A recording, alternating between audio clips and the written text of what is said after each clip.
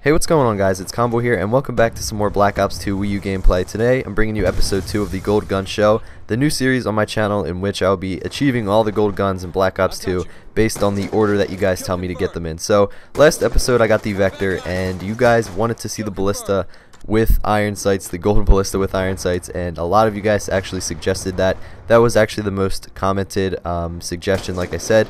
And so here you go, here's the gold ballista. This was actually recorded with theater mode, and I do apologize, guys, for the lack of Wii Remote gameplay. I promise you I will get more. It's just for me personally, I suck at sniping with the Wii Remote, so I had to make this one gamepad or classic controller pro. I think I was playing with a gamepad here, but like I said, those were the comments that just popped up on screen. You guys can leave your comments below letting me know which gun you want to see gold next, and the most commented gun, or the comment with the most thumbs up, will be the gun that I go for next. As you saw there, the second comment actually had 24 thumbs up, so that was crazy. A lot of people actually wanted to see this. So here it is. This is actually a sniper rifle.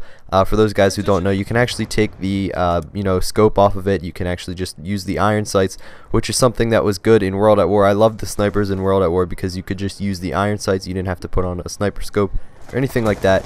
But this is actually the last attachment that you unlock, is the iron sights. So I was using it here, I think, with iron sights and the laser sight, which gives you increased hipfire accuracy. I don't know why I put the laser sight on it. I really don't hipfire with snipers ever. But in my personal opinion, guys, if I'm going to give you a few tips when you're using the ballista with the iron sight, it would be first to use fast hands as a second perk, because for some reason whenever I use the iron sight attachment, I seem to get a lot more hit markers. I don't know if there's a damage reduction there, or if it's just kind of turned out that way that I got a lot more hit markers. I don't know what the stats are, like I said, but if you use fast hands and have a pistol, just a single pistol as a secondary, usually if you get a hit marker, it's only a one-shot kill with the pistol. So you'll see me do it a couple times in this gameplay.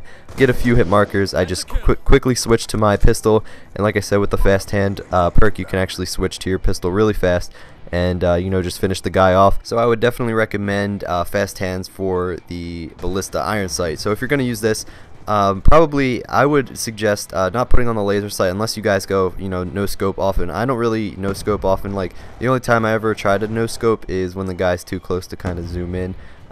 Just running around a corner and run into a guy. That's the only time I really no scope. So laser sight here probably wasn't the best decision. I would maybe go with fast mag. That's a pretty good attachment on this gun. I was using that a little bit with this.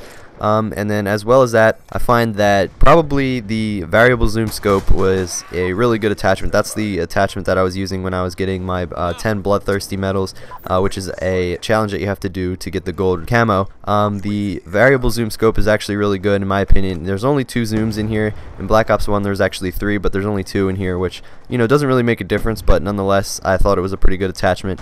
And the rest of the perks are pretty much up to you guys. If you are a sniper who can run around, which is not me in this case, I'm not really a good sniper. I kind of tend to hold down an area, which is I was doing in this gameplay, kind of a bit campy, and like I said, I'm not really a sniper, so I had to kind of play it slow in here.